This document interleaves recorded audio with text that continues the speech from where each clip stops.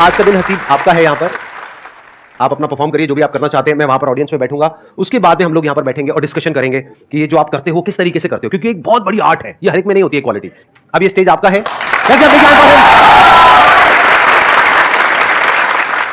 तो देखो, तुम लोग काफी टाइम निकाल के और संदीप सर काफी टाइम निकाल के आए, लेकिन मैं लाइफ में बहुत ज्यादा वेला आदमी रहा हूँ। हाँ, मतलब मैं इतना वेला हूँ, ऐसा कोई कपल अकेले में रोमांस कर रहा था ना, सो लड़की कहती छोड़ो कोई आ रहा, शायद वो कोई मैं हूँ।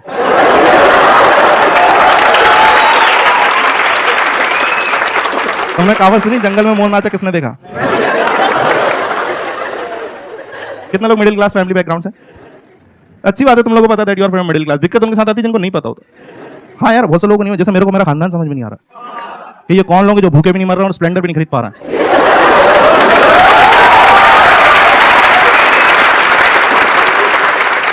मैंने लोगों के घर में अच्छी अच्छी बातें होती देखी यार, किसी के घर में पॉलिटिक्स पे बात हो रही है, क्रिकेट पे बात। मेरे घर पे इतनी भाइयात बातें चल रही हैं, घर में सब बड़े मिलकर एक ही बात कर रहे हैं यार। वो पहले ग्लूकोज वाले बिस्कुट में 16 आते थे, आजकल 12 ही आ रहा है। और पता है लॉजिक के, जब 16 बिस्किट आते थे उसमें हम 8 लोग थे घर में, उसे 2-2 बांट के खाते थे। उसने 14 कर दी, हमने बहन की शादी करा दी।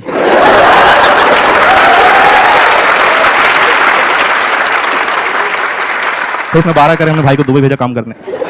एक दिन बढ़ गई, 10 होने वाले, फिर दादी की दवाइयां छुपाई।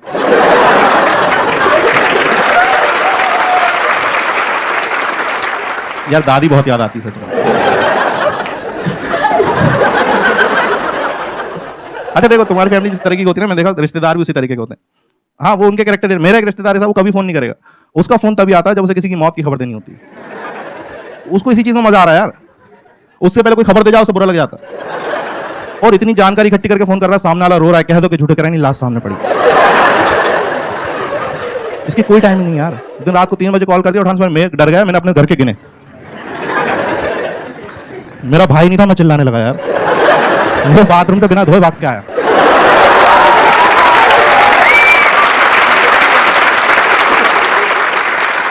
किसी से पता चल जाता है घर वाले किस तरह से ट्रीट कर रहे हैं, किस बैकग्राउंड हो। जैसे तुमने देखा कि आजकल के बच्चे जब रोते हैं ना, तो उनके लिए खिलौने आ गए जो रिमोट कंट्रोल कार। मेरे घर पे पता नहीं उनका लॉजिक क्या है।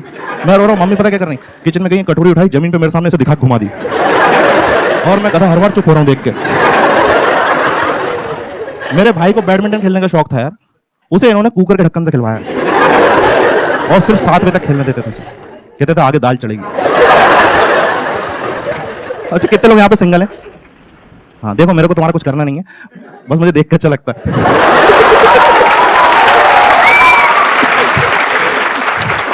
क्या मैं कुछ लोगों से तो आगे हूं।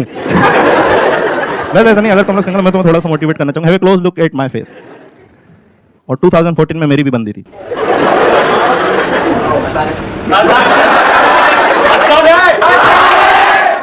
सर ने आसान बोला, बन गई।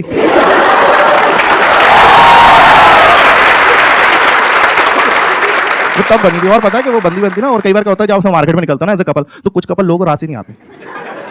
मेरा दोस्त है, वो अपनी बंदी के साथ ऐसे, उसका वेट 120 kg, उसने बंदी बना रखी 35 kg। और मेरे को जलाने के लिए गोद में उसको बिठा के फोटो खिंचा के दिखाता कैसे लग रहा है। मैंने कहा e⁻x लग रहे हो।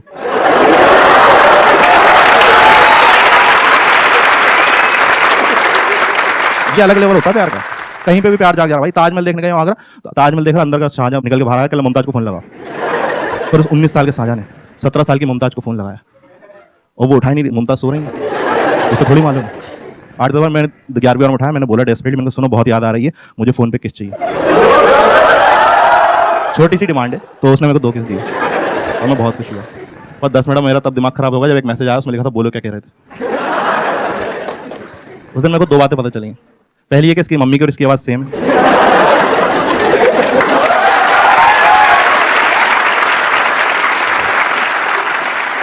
और दूसरी है कि इनका खानदान कुछ ठीक नहीं है। अच्छा, तुम जितना भी सिंगल लोग ना, तुम देखना कभी ऐसा तुम्हारी लाइफ में फीमेल इंटरेक्शन कम होता है ना, तुम्हारे दोस्त हेल्प करने के लिए आते हैं।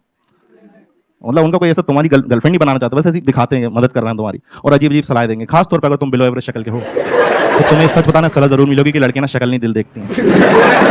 और फिर तुम्हें 2-3 महीने अच्छा भी लगता है कि सही बात है, लड़कियां दिल देखती होंगी। फिर समझ में आता है दिल दिखता है किसका है।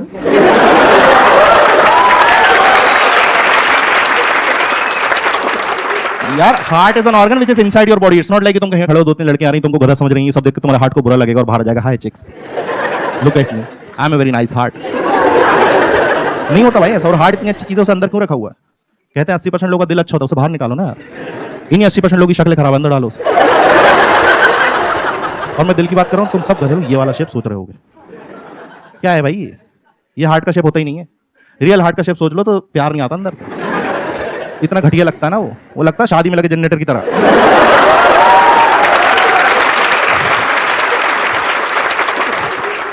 और देखो उसके बाद ना एक सलाह और मिलती तुमको खास तौर पे कि एक काम करो, डेटिंग ऐप ज्वाइन कर लो। ये और इतना देखा, इतना सिंगल लड़के कहीं कोई जमाने में इज्जत नहीं मिल रही, डेटिंग ऐप पे आती औकात जाएंगे भूल। तो फिल्टर डाल देते लड़की चाहिए 18 से 22 साल की। तो कोई मैच नहीं आता ना, धीरे धीरे औकात पे वापस आते हैं। एक काम करो 25 की भी देख, तो जब भी कोई बंदा हैवानियत पर जाता है कहता 40 की भी देख।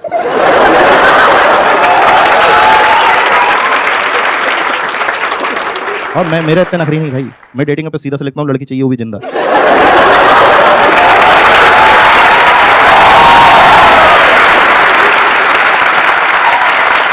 बहुत बढ़िया। अब यहाँ पर हम सोफा वगैरह लगा देते हैं, माइक आप दे दीजिए प्लीज, आप सीट बैठिए। तो अब मैं आप लोगों को बताता हूं कि आज के इस सेशन में अब हम क्या करने वाले हैं। अभी आपने इनको लाइव परफॉर्म करते हुए देखा, कितने लोगों को मजा आया? ऑनेस्टली कितने लोगों को बहुत मजा आया? मैंने जब कॉमेडी शुरू करी थी ना, तो मैंने क्या, जैसे संदीप सर का बहुत हाथ रहा काफी चीजों में। जैसे इनके वीडियो देख के एक बार मैंने बी छोड़ दी। एक मिनट, क्या क्या छोड़ दी? इंजीनियरिंग को बी बोलते हैं हम लोग। अच्छा बी, ओके, मैं बीड़ी छोड़ दी। हाँ, तो मैंने क्या इंजीनियरिंग छोड़ दी और मैंने वो कोर्स पढ़ लिए थे कि आप सक्सेसफुल हो जाते हो ड्रॉप आउट हो तो। मेरे दोस्तों ने बताया फर्स्ट ईयर में नहीं छोड़ते। अच्छा आप कॉलेज ड्रॉप आउट हो? हाँ, मैं दो कॉलेज से निकला हूँ मैं फर्स्ट निकला था ना, फर्स्ट कॉलेज से, तो मैं इसलिए निकला मेरे को कोई गवर्नमेंट कॉलेज लेंगे। अब पता चला कि मिल तो गया लेकिन अब समझ में नहीं आ रहा, वहाँ कुछ निकल ही नहीं रहा, कुछ समझ में नहीं आ रहा, तो थर्ड ईयर में वहाँ से भी छोड़ दी। और ऐसा नहीं, मैंने सबसे मतलब पूरे 3 साल के कॉलेज में एक सबसे अच्छा काम करा था, कॉलेज की वेबसाइट बना दी थी मैंने। दिक्कत ये थी उन्होंने कहा नहीं था बनाने को।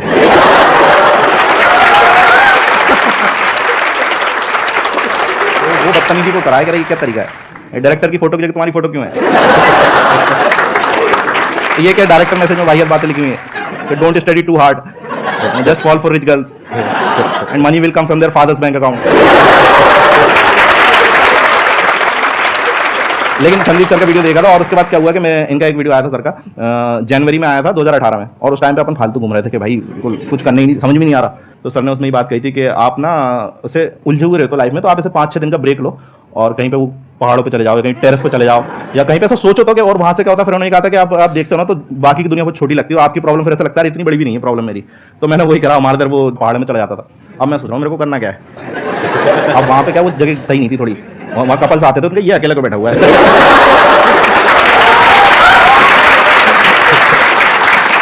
और मैं अपना सोच रहा हूँ मुझे करना क्या है। फिर मेरे को ध्यान आया, मेरे को नहीं आया, मेरे को ना स्टेज पे चढ़ के माइक पे कुछ भी बोलने में मजा आता है, लेकिन अब स्टेज से रिलेटेड, माइक से रिलेटेड बहुत सारी चीजें होती हैं, गाना भी गा सकते हो आप, कुछ भी कर सकते हो। फिर मेरे को लगा नहीं वो फील भी चाहिए कि मैं कोई बात करता हूँ, कोई हंसता है तो मजा आता है कि नहीं मैंने हंसाया इस बंदे को। तो ये दोनों से कनेक्शन हो रहा था स्टैंड अप कॉमेडी का। और फिर मेरा ये था कि जब मैं अच्छा करने लगा ना स्टैंड अप कॉमेडी में, तो मेरे को शुरू में पता चल जाता आपको जनता के रिएक्शन से। 5-6 महीने में मेरे को पता लगने लगा था कि मैं ये ऑडियंस में इससे ज्यादा ऑडियंस में अच्छा करने लगा था। और जब लोग आके बोलते हैं ना कि भाई तेरे ये जोक बहुत मस्त था, मजा आया भाई तू करते रहे, तो वो उससे किक मिलती है कि हाँ यार आगे करना है। तो मेरा फिर ये था कि मैंने कहा यार ये चीज़ की स्टार्टिंग सर के वीडियो से हुई थी, तो एक बार इनको थैंक यू बोलना है। तो उसमें फिर ये भी था कि सर का ये रहता है कि मुझसे कोई मिल तो सकता नहीं चाह के। तो मैंने कहा यार अब देखते हैं कभी मिलना होगा तो मेरे को थैंक यू बोलना सर। आपको उस वीडियो से सच बताऊँ मेरा बहुत फायदा हुआ है, वो वीडियो मैंने देखा था और उसके बाद से मैं स्टैंड अप कॉमेडी में तो आ गया, और मेरे हिसाब से मैं ठीक ठाक कर रहा हूँ, बहुत अच्छा कर रहे हैं। वो होता है ना कि कई बार आपको सीख मिलती है, आपको बहुत जगह से ऐसे फटकार मिलती है ना। तो अब मैं कहता फालतू था, तो फालतू में आदमी प्यार में पड़ जाता है। हाँ, तो एक हमारे मोहल्ले में एक बंदी थी, मैं उस पर ट्राई मार रहा था, तो उसने भाई साहब रिजेक्ट कर दिया, और उसने ये बोल दिया कि यार तुम्हारे में और मेरे में ना जमीन आसमान का फर्क है, ऐसा बोल के रिजेक्ट कर दिया। तो मैंने फिर एक वो मिला, गुस्सा आया, और प्लस सर का वीडियो देखा, वो दोनों का कॉम्बिनेशन इतना बड़ा कि फर्क तो रहने दिया, जमीन आसमान बदल दिया अपन ने।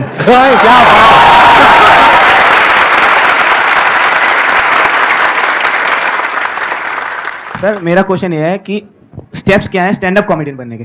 ये आपने ना अपना कंपटीशन बढ़ा लिया है। हाँ। अभी सारे स्टैंड अप कॉमेडियन बनने वाले हैं यहाँ पे। जितने मार्केट में खराब स्टैंड अप कॉमेडियन आएंगे ना उतनी हमारी वैल्यू बढ़ती है।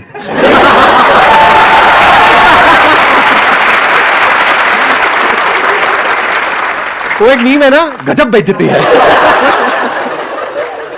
अगर मैं आपके कंपटीशन में स्टैंड अप कॉमेडी में आना चाहूँ, हाँ, तो आप क्या कहना चाहेंगे? सर आइए सर, और हमें मजा आएगा, क्योंकि मुझे पता है स्टैंड अप कॉमेडी की रियलिटी क्या होता है, और सबसे अच्छा मजा पता है। तो लोग मेरे जोक्स पे हंसेंगे, मुझ पे हंसेंगे अगर मैं आ गया तो? मैं बता रहा हूँ सबसे अच्छा है कि स्टैंड अप कॉमेडी को मजा कब आता है, जब दूसरा स्टैंड अप कॉमेडियन खराब करता है। भाई क्या हंसी आती है।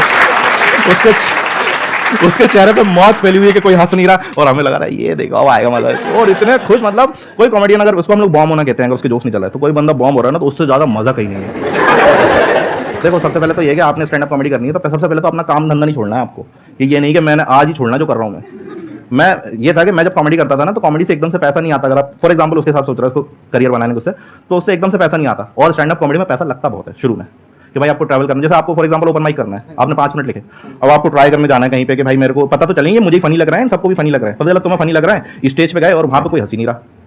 अब आप वहाँ जाओगे, भाई आपका ट्रैवल का भी लगेगा, ठीक है, तो एक ओपन माइक तो करना नहीं है। और मैं बता रहा हूँ मैंने 150-200 करें, यहाँ पे लोग 500-500 कर लेते हैं एक साल में, इतना है दिल्ली में, और करने ही पड़ते हैं, मतलब उसके अलावा कोई ऑप्शन ही नहीं है। तो मैंने 4 साल में फॉर एग्जांपल ये मान के चलो अपने स्टैंड अप कॉमेडी में, जब तक मैंने अपना वीडियो रिलीज नहीं करा था, मैंने 3.5 से 4 लाख रुपए खुद से लगा दिए थे उस शॉप से कमा के।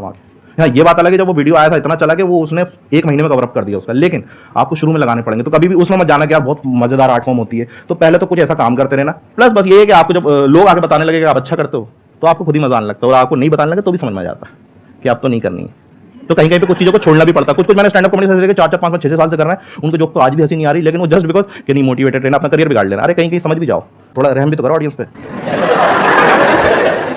मेरे से एक बंदा बहुत पूछता था कि भाई कॉमेडी करनी, मैं उसको समझा रहा हूँ और वो समझ नहीं रहा, मैं कह रहा हूँ ऐसा कर ले, ये तो पता है मेरे को, आप तो ये बताओ। फिर दूसरा ये तो बताओ, और वो 6-3 महीना उसको ऐसा समझाया ना कि वो कॉमेडी छोड़ के केक बनाता है आजकल। लेकिन अब ये देखो कि उसका फायदा, वो केक बहुत अच्छा बनाता है।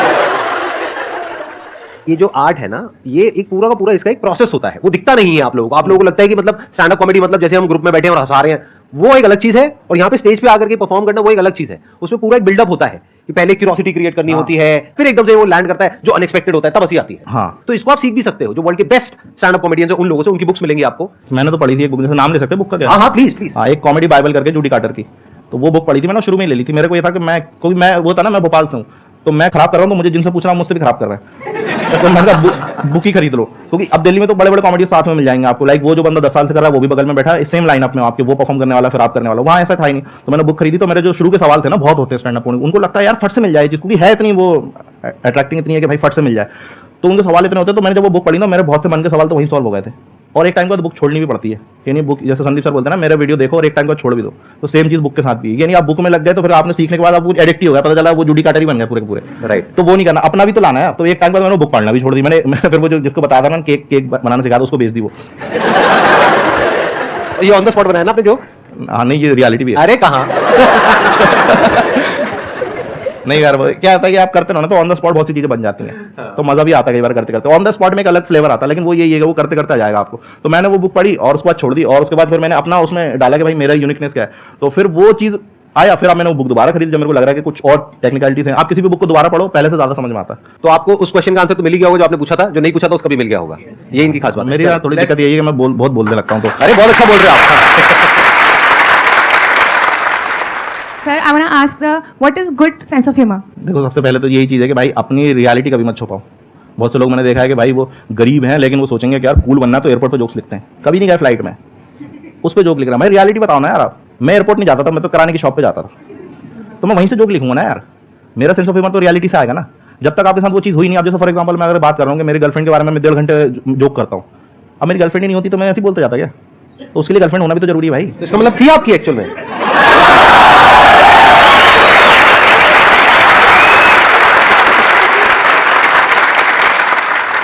कहाँ थे अपन? हाँ, तो वो वही।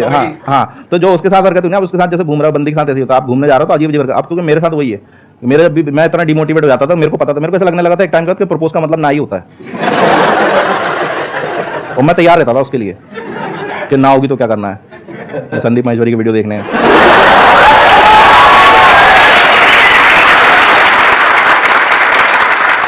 तो जब वो चीजें हुई ना, वो सारी मैंने शो में डाल दी कि बिल्कुल रियलिटी। अब वो भी देख के ऐसे गुस्सा कर रही होती है। मेरे साथ ये मेरे साथ कोई भी चीट वीट करता ना, मैं उस पर जोक लिख देता हूं। ओ भाई साहब, मुझे पैसे देना, मुझे पता है इनके माइंड में जो सारे मेरी 6 महीने के अपने अगले शो में। अरे सर, आप तो ये मैं बता रहा हूँ, संदीप सर तो बहुत मोटिवेट कर देते हैं। एक बार उनका कोई सेशन आता है, इसमें कहता है कि भगवान कहीं और नहीं, आप ही हो, आपके अंदर ही भगवान है। मैंने कहा सही है यार, ये तो मैं बैठा हुआ है। मैंने कहा सही है यार, मतलब वीडियो देख के एकदम बैठा हुआ खोया हूँ। भगवान है यार अपन तो।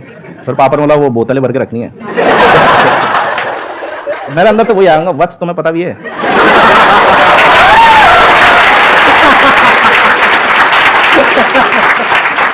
कि तुम किससे बातें कर रहे हो।